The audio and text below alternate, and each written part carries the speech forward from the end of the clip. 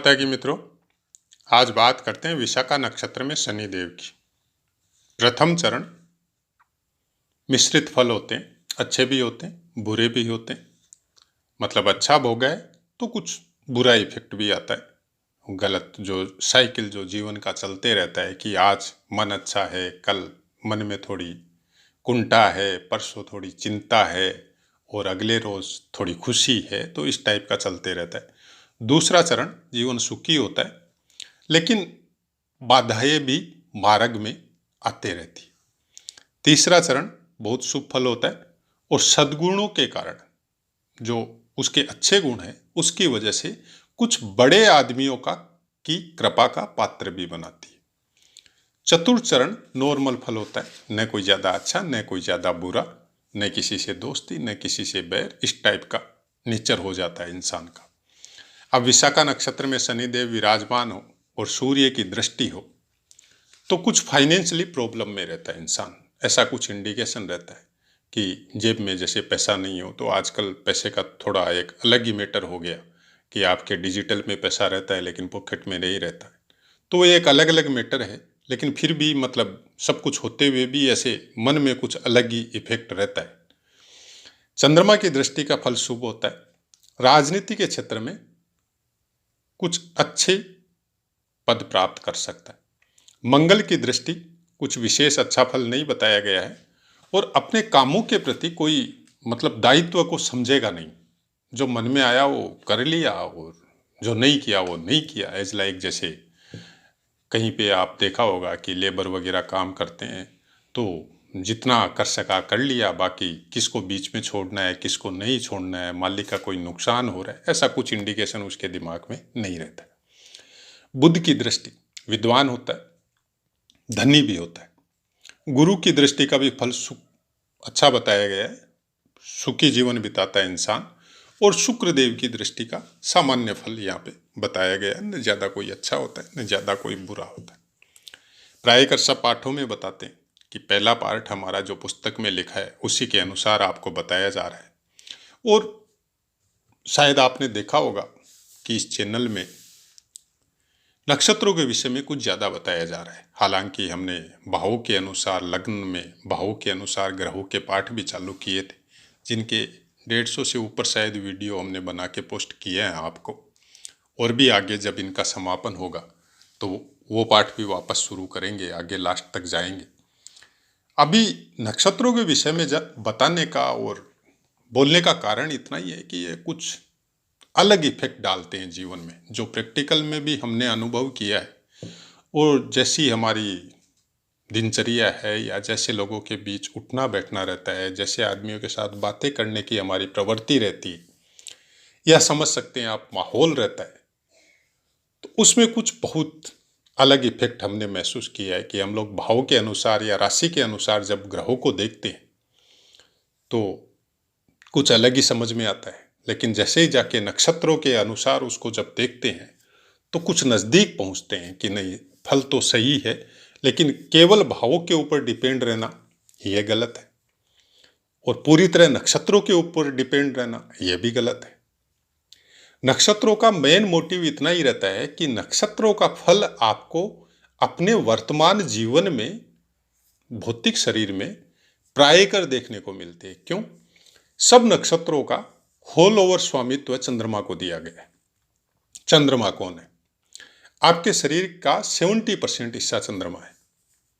Liquid स्वरूप में, पानी के स्वरूप में आपके पूरे शरीर में 70% हिस्सा है, जिसको चंद्रमा क्या बोलते हैं, वो मतलब वो करते रहता है, या स्वामित्व समझ लो, या उसमें मतलब लहरें उठाने का काम समझ लो, या उसको आंदोलित करने का बात समझ लो, उसको वो डिस्टर्ब करते ही रहता है एनी टाइम। जैसे ही कोई मन में कोई बात का कोई टेंशन हुआ या खुशी हुई या पीड़ा हुई या आनंद हुआ, तो वो आपके जल क्षेत्र में वो छेड़छाड़ करता है।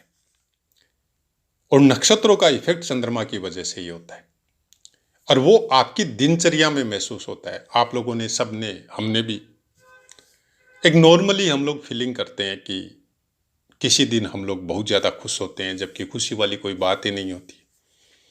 और कोई ऐसा भी दिन जाता है कि सब तरफ से खुशी है लेकिन फिर भी मन उदास होता है, ये केवल चंद्रमा की वजह से। और ज्योतिष शास्त्र में जब हम लोग केवल लग्न को लेके बैठ जाते हैं, कोई ये फल मिलेगा, वो फल मिलेगा, वो दशाओं में वैसा मिलेगा, और जब प्रैक्टिकल में जाके देखते हैं तो वैसा कुछ हो नहीं रहा है, उसका सबसे बड़ा मेन कारण है चंद्रमा। अब चंद्रमा को सुधारा जा सकता है, लग्न कुंडली को नहीं सुधार सकते, चंद्र कुंडली को सुधार सकते। और ज्योतिष की रचना उसी वजह से बनाई गई थी। लेकिन हम लोग सब उठ के बैठ के लग्न कुंडली, बहुत से पाठों में हमने बताया ये बात कि आज के 50 साल पहले तक लग्न कुंडली का इतना कोई महत्व ही नहीं था। और महत्व नहीं होने का सबसे बड़ा कारण ये भी था कि उस समय ज्योतिष के, गणित के इतने ज़्यादा विद्वान नहीं थे, और विद्वान होते भी तो वो गणित करने में उनको प्रॉब्लम आती थी, क्योंकि समय का भान रखना, उस तरह के इंस्ट्रूमेंट रखना और पूरी तरह ज्ञान रखना बहुत ज़्यादा मतलब क्रिटिकल था समझने में। वो उस टाइप के इंस्ट्रूमेंट रखने में, समय का पूरा सब कुछ मैथ्स के हिसाब से सही करने में बड़ी तकलीफ होती थी। तो उस समय में क्या है, वो डेट, तारीख, तिथि, प्लेस, और उस समय का जब घड़ी का चलन हो गया था तो उस समय वो समय भी लिख के और एक चंद्र कुंडली बना दी जाती थी, क्योंकि पंचांग रहते थे तो पंचांग में पता चलता था कि आज चंद्रमा कौन सी राशि पे है और इस समय का लगन कौन सा चल रहा है। तो उसके जबकि अंशों में दुनिया भर का डिफरेंस भी होता था, उसके बावजूद चंद्र कुंडली से उस समय के कर्मकांडी विद्वानों को भी थोड़ा बहुत ज्योतिष का, चंद्र कुंडली का अध्ययन करने का ज्ञान होता था, और वो बहुत अच्छा बताते थे। आजकल की ज्योतिष से भी अच्छा बताते थे। अब आजकल की ज्योतिष, हम उस ज्योतिष को नहीं बता रहे हैं जो प्रकांड विद्वान है और जिनको बहुत अच्छा ज्ञान है। ये सोशल मीडिया वाला ज्ञान नहीं है। सोशल मीडिया में भी कुछ ऐसे ऐसे चैनल भी है, 2-4 हमने भी देखे हैं, क्योंकि जब हम जुड़े हैं तो उसका एक मेन कारण ये सोशल मीडिया भी था कि कोरोना के समय में खाली बैठे थे, कोई काम नहीं था, तो ये सब चैनल सुने, क्योंकि जिस आदमी को जैसा शौक होता है वैसा ही करता है। सुने तो थोड़ी तकलीफ भी हुई मन में। तो चैनल खोलने का मकसद भी यही था कि आप उन भ्रांतियों से, उन तकलीफ़ों से जो आज के समय में हम लोगों को ज्योतिष की वजह से मिल रही है, ज्योतिष की वजह से नहीं, मतलब जो ज्योतिष को प्रोनाउंस कर रहे हैं उनकी वजह से मिल रही है, तो उस तकलीफ को कितना दूर कर सके। हमारा उद्देश्य न तो उस समय था न आज है कि हम आपसे आपकी डिटेल लेके, आपकी जन्म कुंडली का अध्ययन करके आपको बताए और उसके एवज में आपसे कोई फीस या कुछ शुल्क आपसे ले। ऐसा कुछ पहले भी नहीं था, आज भी नहीं है। और वही एक कारण है कि हम अपने कोई फ़ोन नंबर वगैरह कुछ भी प्लेस यहाँ पे नहीं किए। हालांकि कमेंट का आंसर देते हैं, और चैनल चलाने का भी मकसद यही है कि आप चाहे सोशल मीडिया के द्वारा हो, चाहे पुस्तकों के अध्ययन के द्वारा हो, कुछ न कुछ इसका ज्ञान जरूर रखिए। कुछ अपने दिमाग को कुछ इस टाइप से सेट कीजिए कि अगर आप पढ़ नहीं सकते पुस्तक तो कुछ अच्छे चैनलों से, हम ये नहीं कहते कि आप हमारे चैनल से जुड़े, आप अच्छे चैनल जो आपको अच्छे लगते हैं और अच्छी तरीके से बता रहे हैं, जो आपको, जिसकी भाषा जो अच्छे से समझ में आ रही है, उस भाषा में उससे सुनकर कुछ अपने नियमों में परिवर्तन कीजिए। जब आप नियमों में, दिनचर्या में परिवर्तन करेंगे तो बहुत कुछ ये जो पीड़ाएं मिल रही है वर्तमान समय में, जिसको हम लोग ज्योतिष के साथ जोड़ रहे हैं कि आपका शुक्र मंगल इकट्ठा है, या आपका शनि बुध इकट्ठा है, या शनि सूर्य इकट्ठा है, या राहु के साथ चंद्रमा है, या राहु के साथ सूर्य है, उसकी वजह से मिल रही है, तो उस पीड़ा से बहुत कुछ निवारण होगा आपका। जो मिलना है वो मिलना है। जो प्रारब्ध के द्वारा आपको जन्म कुंडली, लगन कुंडली जब बनती है, उसको हम पूरी तरह प्रारब्ध का भोग मानते हैं। उसमें कोई फेरबदल आप नहीं कर सकते, वो आपको मिलना ही है, चाहे अच्छा है चाहे बुरा है। फेरबदल आपको जो मिल रहा है वर्तमान में, वो क्या उस लगन कुंडली के अनुसार मिल रहा है, या उसमें आपने कुछ काट छांट कर दी, वो पता आपकी चंद्र कुंडली बताएगी कि आपकी दिनचर्या कैसी चल रही है, आप वर्तमान के कर्म कैसे कर रहे हैं, आप किस तरह के वातावरण में जी रहे हैं, किस तरह का आपका फ्रेंड सर्कल है, उसके अनुसार जब देखेंगे तो चंद्र कुंडली सब कुछ बता देगी। क्योंकि ग्रह बोलते हैं ना कि आप अपने, आजकल एक अलग ही विषय चल रहा है सोशल मीडिया में कि आपका अष्टम स्थान जागृत कर लो, आपका लगन जागृत कर लो, या आपका 11वां स्थान जागृत कर लो, या आप अपने सूर्य को एक्टिव करो या शनि को एक्टिव करो, तब फल मिलेगा।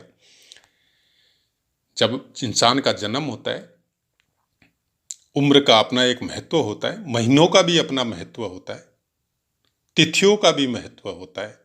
उसके अनुसार, उस उम्र के अनुसार वो ग्रह और वो भाव, जैसे जैसे इंसान की उम्र बढ़ती है, उस उम्र के अनुसार जैसे जैसे कर्म हम लोगों के संस्कार स्वरूप हम लोगों को मिलते हैं कि बचपन बीता, जवानी आई, पढ़ाई लिखाई की, फिर सर्विस में लग गए, शादी विवाह किया, सब घर और सब ग्रह ऑटोमेटिक आपके एक्टिव होते जाते हैं। किसी को एक्टिव करने की जरूरत नहीं है, सब कुछ ऑटोमेटिक है।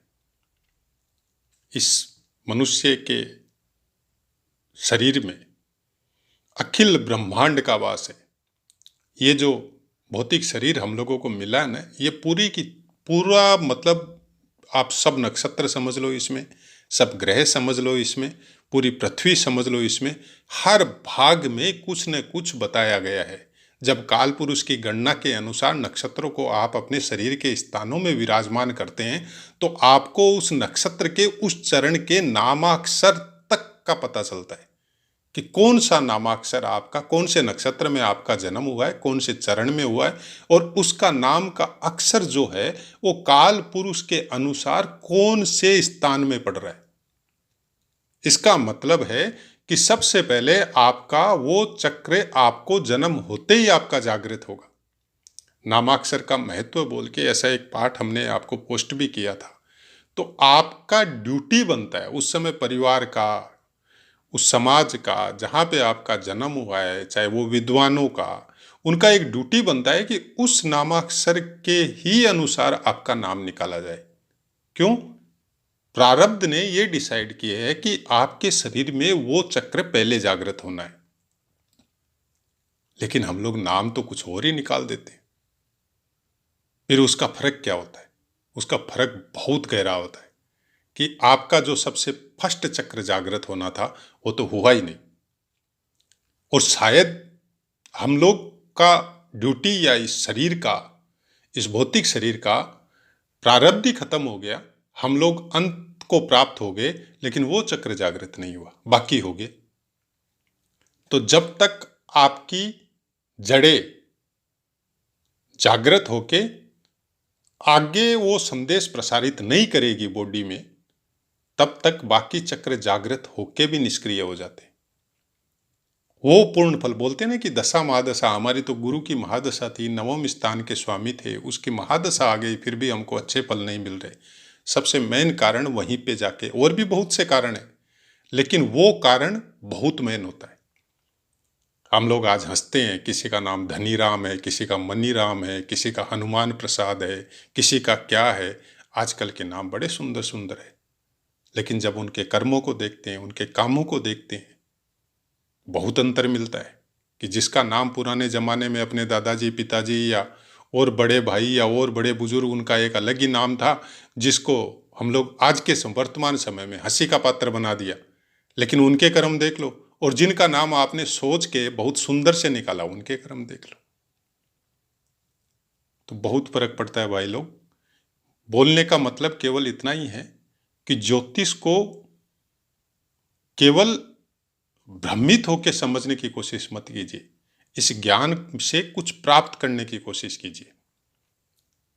ये क्या कहना चाहती है आपको, क्या ऋषि मुनि जो हम लोगों के पूर्वज है, क्यों इसलिए इसको, किस लिए इसको बना के गए थे, इसका औचित्य क्या है, हम लोग इसको जीवन में किस तरह से उतार सके, जिसकी वजह से हम लोगों का आने वाला समय का सदुपयोग हो या हम लोगों का कल्याण हो। ज्योतिष का मेन मोटिव यही है, और हमारा कुछ मकसद भी ऐसा ही है कि आप सुंदर हो, सुखी हो, निर्मल हो, प्रभु का नाम लो, और धर्म पूर्वक जो भी आपकी इनकम के साधन है वो एकदम ईमानदारी से धर्म पूर्वक करो। कानून का जो भी वर्तमान समय में जो हम लोगों को जैसा कानून मिला है उसको पालन करने की कोशिश करो। कोई जरूरी नहीं है कि आपको अच्छे ही अच्छा मिलेगा। वो प्रारब्ध के भोग है, वो बुरे भी आ सकते हैं। सुख और दुख ये चलता रहेगा, लेकिन आपकी ऊर्जा, आपकी स्टेमिना या आपकी विल पावर इतनी ज़्यादा बढ़ी हुई रहेगी क्योंकि वो खराब समय कब आया कब चला गया आपको पता ही नहीं चला। तो ऐसा ही कुछ हमारा तो तरीका है ज्योतिष को समझने का, और इसी तरह से समझे हैं। और ये बोले कि शुरू से जब समझना चालू किया था तो यही तरीका था, तो नहीं। इंसान को किसी पुस्तक को पढ़ने के बाद में 1 बार, 2 बार, 3 बार, 5 बार, 10 बार, हर बार अलग अलग अर्थ निकलता है, तो समझने में बहुत टाइम लगता है कि किस तरह से समझे ज्योतिष को या वेद पुराणों को या शास्त्रों को। टाइम लगता है। आपकी बुद्धि का विकास होने में भी टाइम लगता है। कुछ नसें हैं जो कितनी भी कोशिश करो आपके मस्तिष्क की इतनी जल्दी जागृत नहीं होती, बहुत समय लगता है। और वो ज्योतिष का मेन उद्देश्य उन्हीं नसों को जागृत करना है आपको। आशा है मित्रों पाठ समझ में आया होगा। अब अपनी वाणी को विराम देते हैं, आपसे आज्ञा लेते हैं। जय माता।